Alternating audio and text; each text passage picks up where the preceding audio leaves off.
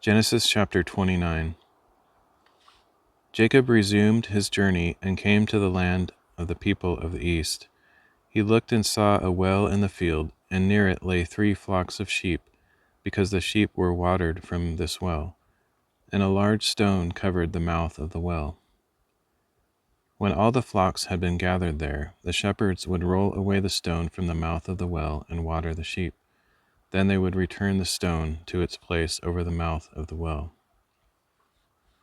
"My brothers," Jacob asked the shepherds, "where are you from?" "We are from Haran," they answered. "Do you know Laban the grandson of Nahor?" Jacob asked. "We know him," they replied. "Is he well?" Jacob inquired. "Yes," they answered, "and here comes his daughter Rachel with his sheep." "Look," said Jacob, "it is still broad daylight. It is not yet time to gather the livestock. Water the sheep and take them back to pasture." But they replied, "We cannot until all the flocks have been gathered and the stone has been rolled away from the mouth of the well. Then we will water the sheep." While he was still speaking with them, Rachel arrived with her father's sheep, for she was a shepherdess. As soon as Jacob saw Rachel, the daughter of his mother's brother Laban, with Laban's sheep, he went up and rolled the stone away from the mouth of the well and watered his uncle's sheep. Then Jacob kissed Rachel and wept aloud. He told Rachel that he was Rebekah's son, a relative of her father, and she ran and told her father. When Laban heard the news about his sister's son Jacob, he ran out to meet him. He embraced him and kissed him and brought him to his home, where Jacob told him all that had happened. Then Laban declared, "You are indeed my own flesh and blood." After Jacob had stayed with him a month, Laban said to him, "Just because you are my relative, should you work for nothing? Tell me what your wages should be." Now Laban had 2 daughters. The older was named Leah, and the younger was named Rachel. Leah had weak eyes, but Rachel was shapely and beautiful. Since Jacob loved Rachel, he answered, "I will serve you 7 years for your younger daughter Rachel." Laban replied, "Better that I give her to you than to another. Stay here with me." So Jacob served 7 years for Rachel, yet it seemed but a few days because of his love for her.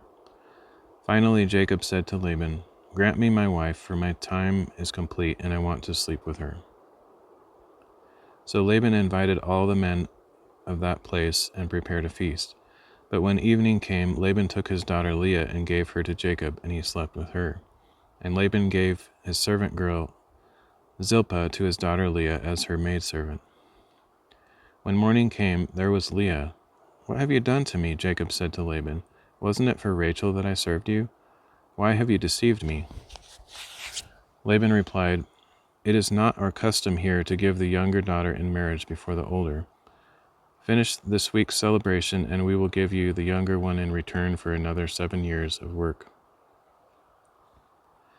And Jacob did just that. He finished the week's celebration, and Laban gave him his daughter Rachel as his wife. Laban also gave his servant girl Bilhah to his daughter Rachel as her maidservant. Jacob slept with Rachel as well, and indeed he loved Rachel more than Leah, so he worked for Laban another 7 years. When the Lord saw that Leah was unloved, he opened her womb, but Rachel was barren. And Leah conceived and gave birth to a son, and she named him Reuben, for she said, "The Lord has seen my affliction. Surely my husband will love me now." Again she conceived and gave birth to a son, and she said, "Because the Lord has heard that I am unloved, he has given me this son as well." So she named him Simeon. Once again Leah conceived and gave birth to a son, and she said, "Now at last my husband will become attached to me, because I have borne him 3 sons." So he was named Levi. And once more she conceived and gave birth to a son, and said, "This time I will praise the Lord." So she named him Judah.